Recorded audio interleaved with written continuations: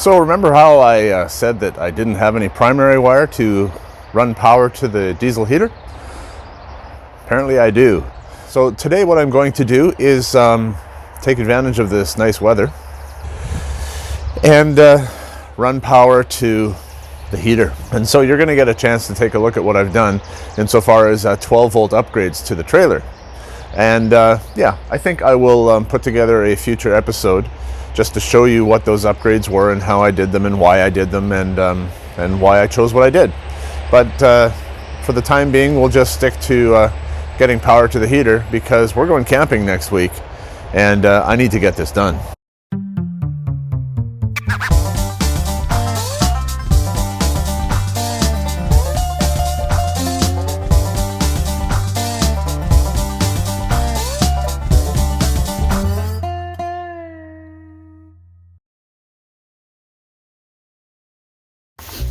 So here we are under the seat of my dinette, and this is where I've chosen to put my my fuse box.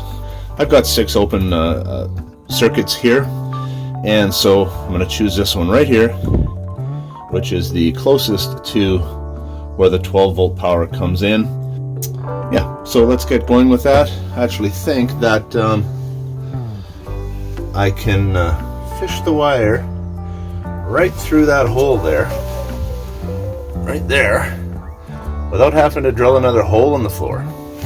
Well, I'm going to start by attaching my first piece of wire that I have here to the fuse panel right here. Let me show you the difference. So the red is what came with the heater, and it is sized appropriately for the length of run that it has. But because I'm extending the run, I'm upsizing the wire to 12 gauge. Now this red wire can't be more than about maybe 16, so 12 will allow plenty of power to go through. I won't experience any voltage drop, and so I shouldn't have any issues. Oh, I think I got it. I'm just fishing this, feeding this through the floor. Spot that I showed you previously. And let's just check this for length. I like to keep things nice and neat. Kind of like to keep the wire bundle together. That just looks nicer. And I can come around here, so I'm happy with that. That is going to be our length. And I can connect this now. There won't be any power going to it for 2 reasons. One, there's no fuse in here, and I checked the fuse that was at the other end on the power cable, and it's a 15 amp fuse, so I need to put a 15 amp fuse in here as well.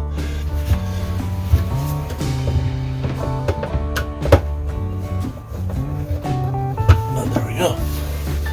As easy as that. So that will just be bundled there with those guys.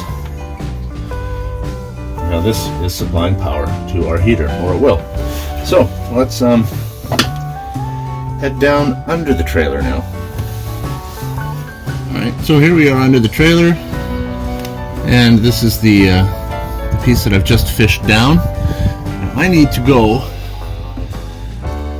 probably the best way to run this is run it down to that piece of framework right over there, and then take that all the way to the back corner down there. So I'm gonna need, it's about 12, I need about 15 feet of wire to make it that far. Okay, here's where I have a choice. I've cut the end off the power lead here because I'm going to be splicing that to the longer run that is heading up to my my little fuse box at the front of the trailer. So that's not an issue. I can get that through a tiny hole. But here's where I have a choice. Here's my ground wire, which also has to go down through the hole because I'm going to ground it to the frame of the trailer. You see how wide this is? So I don't really want to drill a 1/2 inch hole which would be necessary to fit this through. So I'm going to drill a small hole. It'll just allow me to fit the wire through, because then that's less that I have to seal up after the fact. Well, let's give myself a little bit to work with here. So I'm cutting this off now, but I will reattach it later.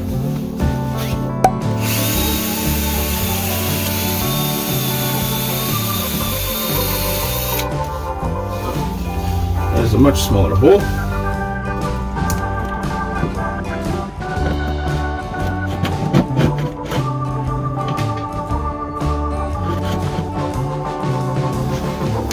Tease apart these wires here so we don't have a big tangled mess when we're attempting to push these things through.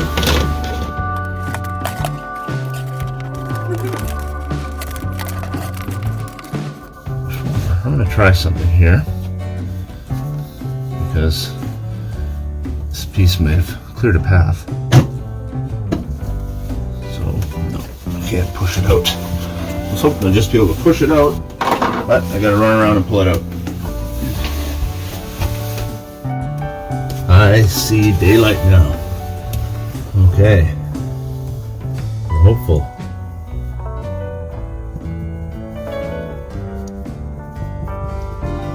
Well, I see it, but the wire doesn't. There you go.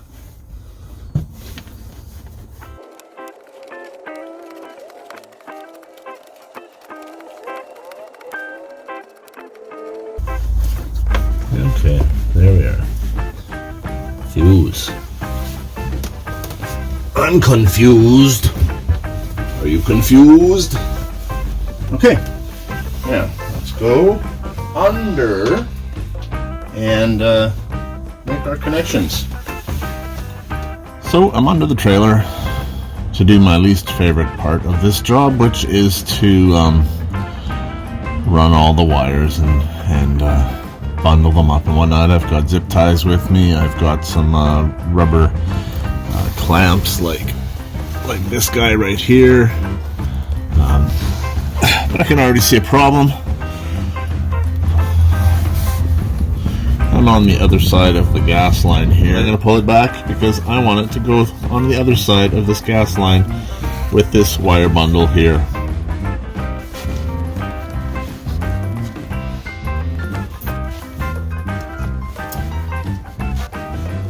Keeping a nice clean wire bundle is actually important. It's not just about OCD. It is protects the wires, really. Keeping them together protects them from getting tangled with things. Keeping them bundled together also helps prevent wear from say road vibration. No chafing allowed.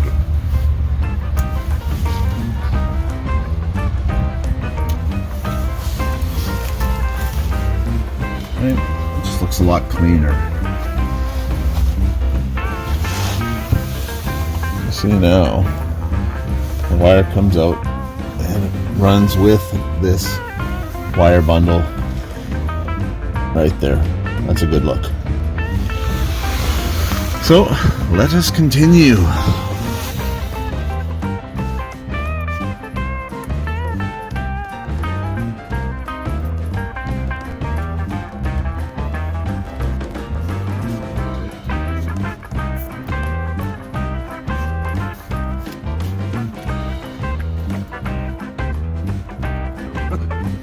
Probably a good idea to tag that right there. And of course, I knew I forgot something.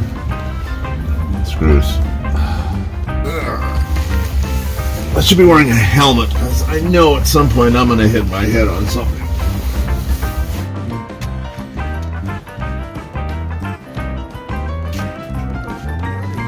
Make sure where I run this tech screw through that I don't come in through the back side of my my 7-pin wiring hookup, which I put in last year.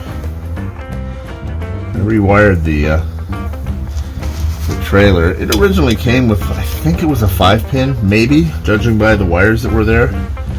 And then someone had butchered that and put a flat 4-pin in. Not good any dirt in my eye. And then I took out that flat 4-pin because this trailer has trailer brakes, but with the flat 4 there was no power going to them, and so they were useless. So I wanted to reactivate that, so to speak.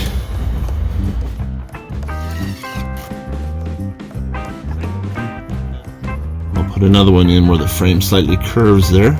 Not much room for a guy like me under here.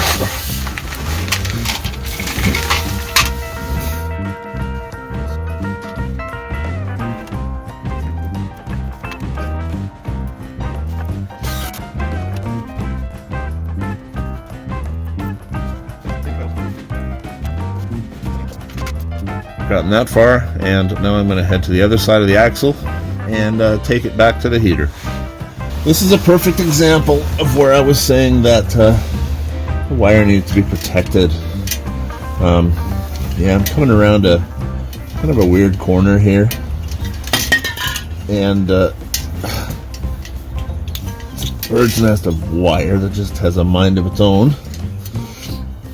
But I'm going to be coming up around here, and there's some sharp edges here, areas that I don't want the wire to be vibrating on. And so I am going to use this piece of fuel line and slip the wire through here. And this will protect the wire .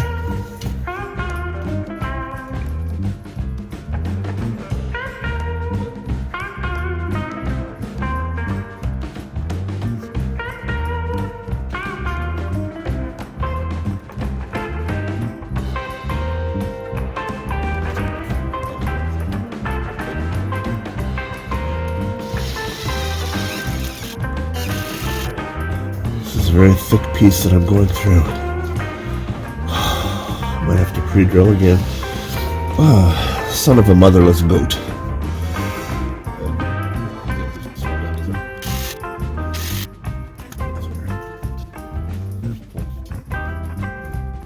You see what I'm doing here, right? I'm protecting this wire as it runs up around the corner.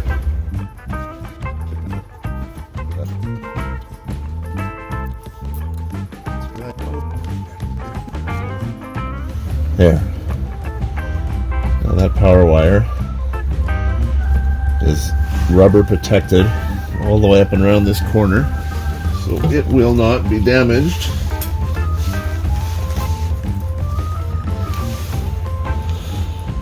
By anything. By friction. No chafing allowed.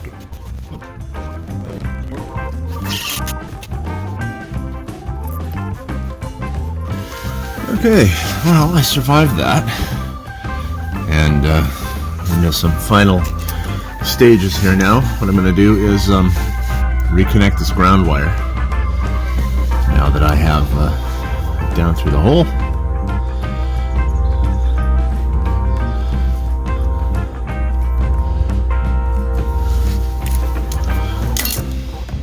And what I have here in my possession is a kind of a neat little connector. Again, it'd be nice to have more hands.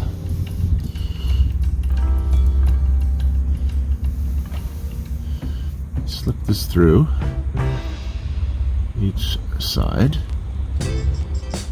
Now, give it just a light squeeze to hold them together.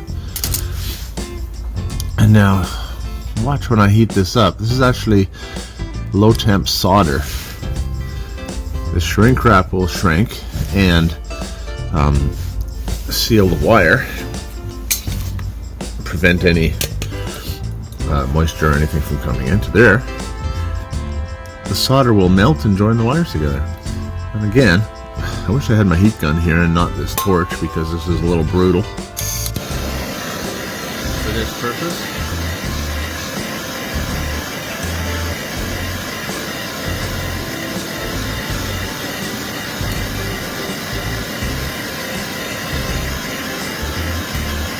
There you can see the solder melting.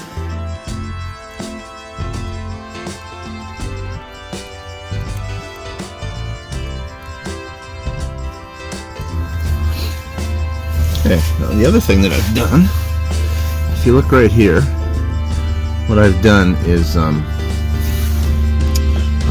took a file and scraped the old paint and rust, whatever, off the surface of the frame, because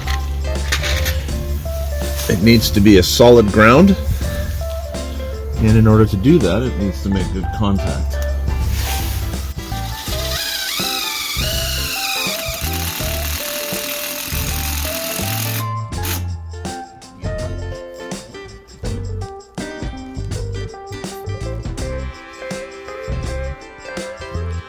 Okay, a little bit of sealant up in here. That'll work well. I'm happy with that. One final thing I want to do, just hit it with some paint like that, which will help protect it from corrosion. Rust, bad grounds. Bad grounds are the nemesis of old trailers. So where did we get to today? I have run the power and the ground out through a small hole in the bottom here, and the power runs along the frame up to the front of the trailer and across into our fuse panel down here. And so that's all closed up, and all I have to do to energize things is to throw the isolation switch, which is that yellow and red switch down there, and that will send power to the heater. So hopefully that was mildly entertaining and somewhat educational. I managed to rip my shorts in the process, so I'll need to get a new pair of those. We'll be back next time with our fuel system. I need to hook up the fuel line. I'm not going to use the tank that came with the system. So, I wonder what I'm going to do. I know what I'm going to do. You should be wondering what I'm going to do. Hopefully you're somewhat curious. Anyway, it's sunny out now. This is great. I wish I wasn't feeling horrible. But, yeah. Thanks for sticking around. We'll see you again. Yeah, I gotta get out of here.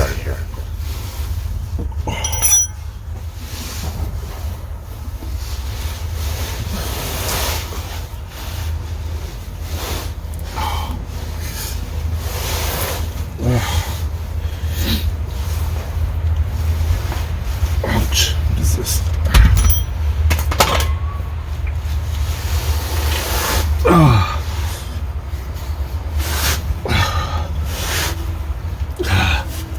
See ya.